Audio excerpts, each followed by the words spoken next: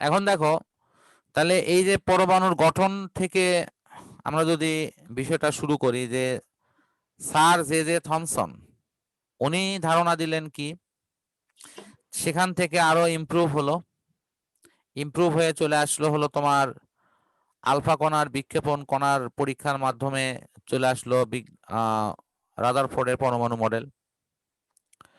তাহলে আমরা এ পর্যন্ত যা সংক্ষেপে পড়লাম, যদি প্রশ্ন করা হয় যে স্যার জে থমসনের পরমাণু মডেলের মৌলিক জিনিসটা কি, যে পুডিং এর মধ্যে কিসমিস গুলো যেভাবে অবস্থান করে, অথবা কোনো পাউরুটির মধ্যে কিসমিস গুলো যেভাবে অবস্থান করে, পরমাণুর মধ্যেও ইলেকট্রন গুলো সেভাবে বিক্ষিপ্তভাবে অবস্থান করছে।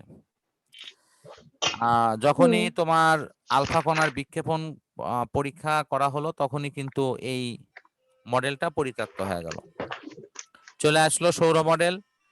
এবং বিজ্ঞানী রাদারফোর্ডের পরমাণু মডেলের মৌলিক বিষয়টা আমরা জানি, যেখানে পরমাণুকে দুইটি অংশে ভাগ করা হয়েছে, কেন্দ্রীয় নিউক্লিয়াস, নিউক্লিয়াসের বহির্ভাগ অংশ, নিউক্লিয়াসে আছে প্রোটন এবং নিউট্রন, আর বহির্ভাগে আছে তোমার হলো ইলেকট্রন। ইলেকট্রনগুলো বিভিন্ন কক্ষপথে তারা নির্দিষ্ট নিয়মে আবর্তন করছে।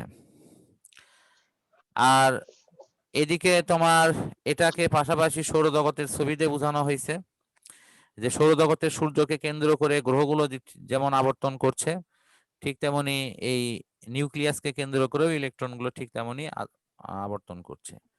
এই পর্যন্ত আমাদের পড়া হয়েছে। এখন আমরা দেখব যে এই রাদারফোর্ড মডেলের সাথে সৌরজগতের সাদৃশ্যগুলো যে মিলানো হলো, সেটা আসলে কোন কোন জায়গায় এই সাদৃশ্যটা আছে। একটা সাদৃশ্য আছে যে সৌরজগতের গ্রহগুলো সূর্যের চারদিকে ঘুরতেছে, আর পরমাণুর ইলেকট্রনগুলো তার নিউক্লিয়াসের চারদিকে ঘুরতেছে। 2 নম্বর, সৌরজগতের সমস্ত ভরই কিন্তু সূর্যের মধ্যে কেন্দ্রীভূত, আর বাইরে যে বিভিন্ন গ্রহ উপগ্রহ ঘুরছে এদের ভর কিন্তু সূর্যের ভরের চাইতে অতি মাত্রায় নগণ্য। আবার পরমাণুর সাথে তুমি যদি কম্পেয়ার করো, তাহলে পরমাণুর মধ্যে কি হবে, বাইরে বিভিন্ন ইলেকট্রন গুলো ঘুরছে, সেগুলোর ভর কিন্তু খুবই খুবই কম ওই নিউক্লিয়াসের তুলনায়, কারণ নিউক্লিয়াসেই কিন্তু প্রকৃতপক্ষে সমস্ত ভর কেন্দ্রীভূত। আবার সৌরজগতের আয়তন সূর্যের আয়তনের চাইতে, মানে সৌরজগতের আয়তনের তুলনায় সূর্যের আয়তন কিন্তু অতিশয় নগণ্য। প্রশ্ন হলো এখানে পরমাণুর ক্ষেত্রেও তাই হয়েছে, পরমাণুর যে পুরো আয়তন সেটা কিন্তু তার তুলনায় কিন্তু নিউক্লিয়াসের আয়তন খুবই নগণ্য। সৌরজগতের পুরো সূর্যবাদে অধিকাংশ জায়গায় প্রচুর ফাঁকা এবং শূন্যস্থান, ঠিক তেমনি পরমাণুর অধিকাংশ স্থানই কিন্তু শূন্য, তার কেন্দ্রীয় নিউক্লিয়াসে সামান্য একটু জায়গা আছে। আমি একটা বইতে পড়েছিলাম যে কেন্দ্রীয় নিউক্লিয়াসটা যদি একটা মার্বেল পাথরের মতো বড় হয়, তাহলে তার নিকটতম যে তোমার ইলেকট্রনের খোলক হবে, সেটি হবে 35 মিটার দূরে। এটা ছবিটা এরকম। খোলক মানে এখানে বুঝাচ্ছেন না, ইলেকট্রনের প্রথম স্তর আর কি। হ্যাঁ, মনে করো যদি এটা হলো পরমাণুর নিউক্লিয়াস, তাহলে প্রথম খোলক যদি এরকম হয়,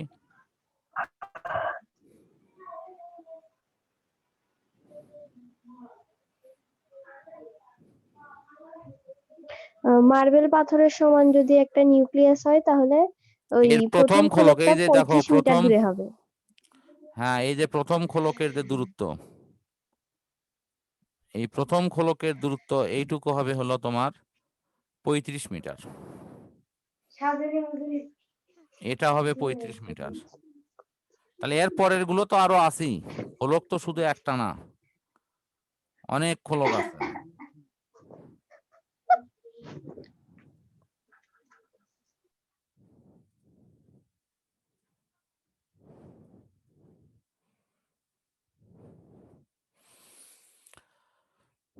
তো এখন পরমাণুর মধ্যে যেমন দেখো, এখানে প্রোটন এই নিউক্লিয়াস অত্যন্ত ক্ষুদ্র জায়গায় আছে, ওই সৌরজগতের মধ্যেও তোমার সূর্য ঠিক তেমনই একটা ক্ষুদ্র স্থানে আছে, বাকি সৌরজগতের অধিকাংশ জায়গায় ফাঁকা। এটা হলো সাদৃশ্যর জায়গাগুলো আর কি।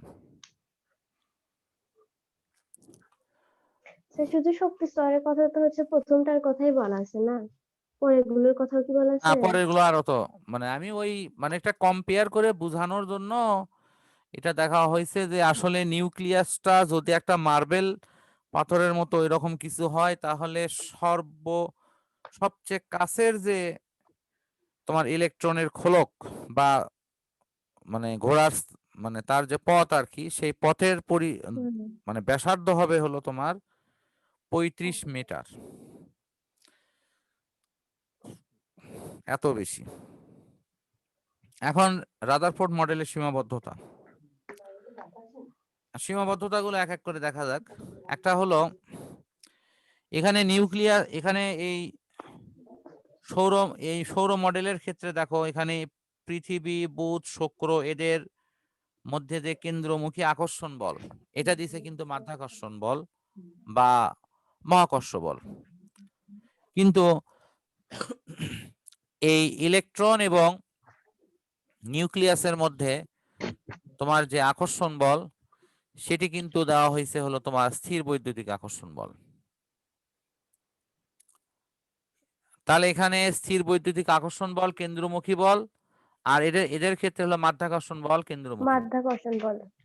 ঠিক আছে, এখানে এই বলটা হয় আকর্ষণমুখী, এরাও পরস্পরকে আকর্ষণ করবে, কিন্তু এগুলো চার্জবিহীন হওয়ায় এদের মধ্যে পরস্পরের প্রতি আকর্ষণই কাজ করবে। যেমন পৃথিবী বুধকে আকর্ষণ করে, বুধ পৃথিবীকে আকর্ষণ করে, কিন্তু ইলেকট্রন গুলো কি পরস্পরকে কখনো আকর্ষণ করবে? না, বিকর্ষণ করবে। হ্যাঁ, এই জায়গাতে সবার ব্যতিক্রম আছে। এই বিষয়গুলো এখানে তুলে ধরা হয়েছে। 2 নম্বর লেখা হয়েছে যে আমরা এই যে পরস্পরের মধ্যে যে স্থিতিশীলতার বলের কথা বলা হচ্ছে, একটার মাধ্যাকর্ষণ বল বা মহাকর্ষ বলের জন্য স্থিতিশীলতা আছে, আর এদের কিন্তু তড়িৎ বলের জন্য স্থিতিশীলতা আছে। এবং এখানে তারপরে আরো সীমাবদ্ধতা আছে যেগুলো হয়তো পরবর্তী পৃষ্ঠায় দেওয়া আছে। যেমন আছে হলো তোমার চারদিকে ঘূর্ণয়মান ইলেকট্রনগুলো প্রতিনিয়ত শক্তি বিকিরণ করে, তারা একটা সর্পিলাকার পথে কেন্দ্রে গিয়ে পতিত হয়, পরমাণুর অস্তিত্ব নষ্ট হয়ে যাবে। কিন্তু এই নিয়ে রাদারফোর্ড হুম। কোনো ব্যাখ্যা দেননি। উনি কিন্তু কোনো ব্যাখ্যা দেননি কেন ব্যাখ্যা এখানে পরমাণু ধ্বংস হচ্ছে না, নষ্ট হচ্ছে না। যে এরকম সর্পিলাকার পথটা হলো মশার কয়েলের পথের মতো।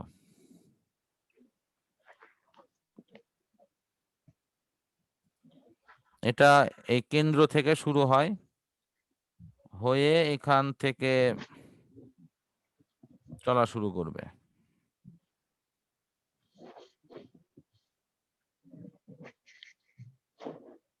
তো তাহলে এদের মধ্যে তো কোনো গ্যাপ থাকলো না, এটা তো পুরাই ইয়া হয়ে গেল না? না, ওই যে বাইরে যে বিভিন্ন কক্ষপথে যে তোমার ধরো এখানে এই কক্ষপথে যদি একটা গ্রহ মানে ইলেকট্রন থাকে, তাহলে এই হুম। ইলেকট্রনটা যথারীতি তার পথ দিয়ে ঘুরতে ঘুরতে সে কিন্তু হ্যাঁ, এটা তো উম, আমরা যেটা দেখি সেটা তো হচ্ছে আলাদা আলাদা গোলক থাকে, আর মানে বৃত্ত থাকে আলাদা আলাদা, আর এটা তো পুরাই একটা মানে সর্পিলাকার পথ হয়ে গেল হ্যাঁ, না? না, সর্পিলাকার পথটা কেন হচ্ছে? সর্পিলাকার পথটা হওয়ার কারণটা হলো এই তো কেন্দ্র, আমি জাস্ট দুটো কক্ষপথ আঁকাই। প্রথম কক্ষপথ, এরপরে দ্বিতীয় কক্ষপথ। হুম। এখন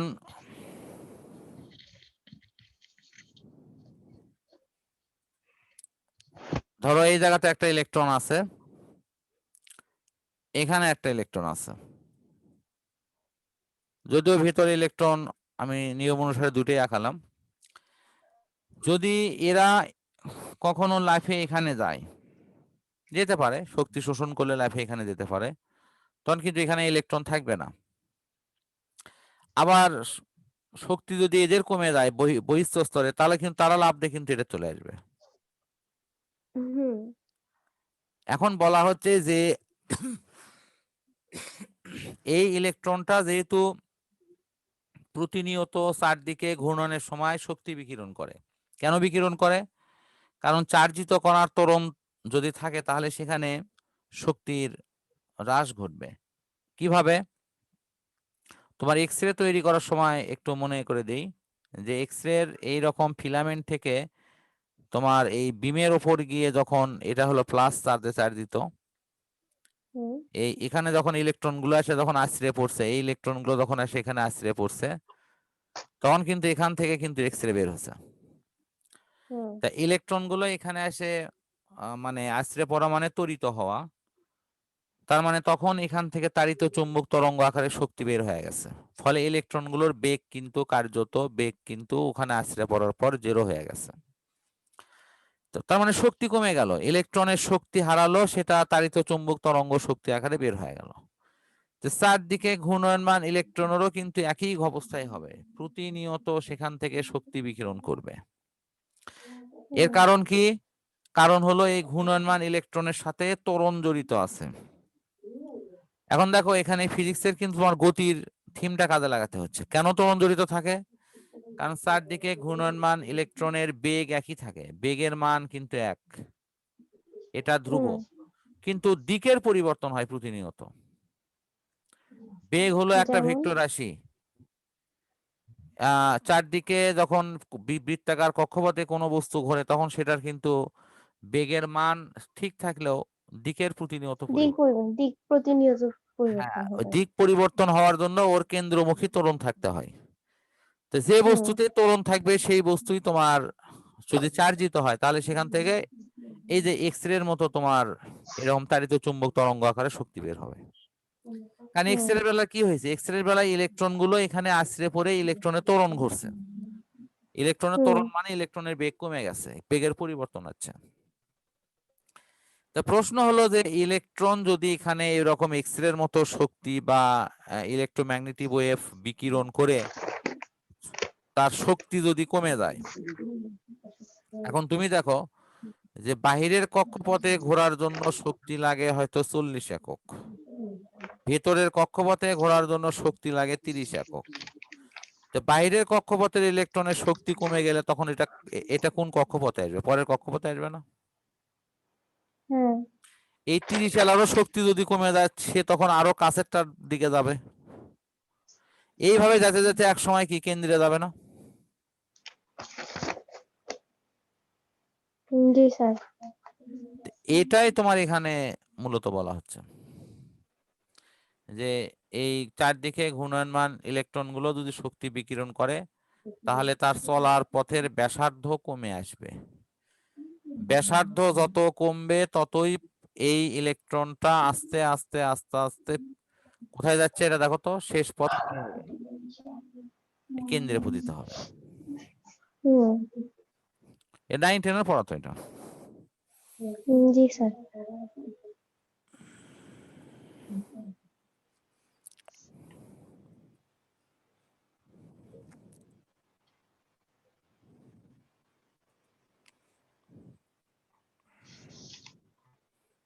এই সর্পি লাগার পথ এখানেও আঁকানো আছে দেখো। আসেনি। দেখো এখন এসে যাবে। রাদারফোর্ড মডেলের সীমাবদ্ধতা আসছে। স্যার বোরের মডেল কালকে পড়ি। না এই এই সীমাবদ্ধতা শেষ করে দেই, এটা আর দুই একটা কথা বললি তো না শেষ। না সেটাই বলতেছি, এটা হ্যাঁ পড়ে হ্যাঁ তাহলে বোর হ্যাঁ মডেল হ্যাঁ বোর কালকে মডেল শুরু সামনে করতে দিন, হবে। এটা পরে শেষ হ্যাঁ করে দেবো। সেটাই বলতেছি। আচ্ছা স্যার। আচ্ছা তারপরে এখন দেখো বর্ণালী নিয়ে কথা আছে। বর্ণালীটা হলো যে এই যে চারদিকে ঘূর্ণায়মান ইলেকট্রন গুলো যে শক্তি বিকিরণ করছে তার মানে একটা বর্ণালী তৈরি হচ্ছে। হ্যাঁ। চারিত চুম্বক তরঙ্গর যে নিরবিচ্ছিন্ন একটা বর্ণালী তৈরি হবে, সেই বর্ণালীর ব্যাখ্যা এই রাদারফোর্ড মডেল দিতে পারেনি। কারণ সেখানে এখানে যে বর্ণালীটা পাওয়া যাচ্ছে এখানে একটি মাত্র সূক্ষ্ম রেখা থাকবে, কিন্তু দেখা গেছে সূক্ষ্ম বিশ্লেষণ করলে দেখা যায় যে এখানে সূক্ষ্ম রেখা একটা না হয়ে অসংখ্য সূক্ষ্ম রেখা খুঁজে পাওয়া যায়। এবং এই সূক্ষ্ম রেখাগুলো কেন এত বেশি এবং এই রেখাগুলো আহ এর একটা নির্দিষ্ট গঠন নিয়ে তারা অবিচ্ছিন্নভাবে কেন অবস্থান করছে, এটা কিন্তু মানে এটা অবিচ্ছিন্ন হয়ে থাকার কথা, একটি মাত্র রেখা হওয়ার কথা, কিন্তু দেখা গেল যে অনেকগুলো রেখা পাওয়া যাচ্ছে এবং রেখাগুলো বিচ্ছিন্ন। এই ব্যাখ্যাটা কিন্তু রাদারফোর্ড দিতে পারেনি। তারপর রাদারফোর্ড এই চারদিকে ঘূর্ণায়মান ইলেকট্রনগুলোর আকার আয়তন, মানে এই ইলেকট্রনগুলোর মানে চলার পথের আকার আয়তন, তার মানে কক্ষপথগুলো কেমন আকারের হবে, কেমন আয়তনের হবে, সেটা নিয়ে কোনো ধারণা উনি দেননি। এখন ইলেকট্রনগুলো যখন এক কক্ষপথ থেকে অন্য কক্ষপথের মধ্যে চলাচল করবে, তখন এটি যে শক্তি মানে সময়টা নেবে সেটা হবে 10⁻⁸ সেকেন্ড, বিশাল সময়। স্যার আরেকবার। ইলেকট্রনগুলো যখন এক কক্ষপথ থেকে অন্য কক্ষপথে লাফ দেবে, তখন সেই কক্ষপথে সর্বোচ্চ সময় থাকবে, এখানে লেখা আছে ডিজিটটা 10⁻⁸ সেকেন্ড। তো এই সময়ের মধ্যে শক্তি ব্যয় করে ইলেকট্রনটা কিন্তু তারা কক্ষপথ চেঞ্জ করবে।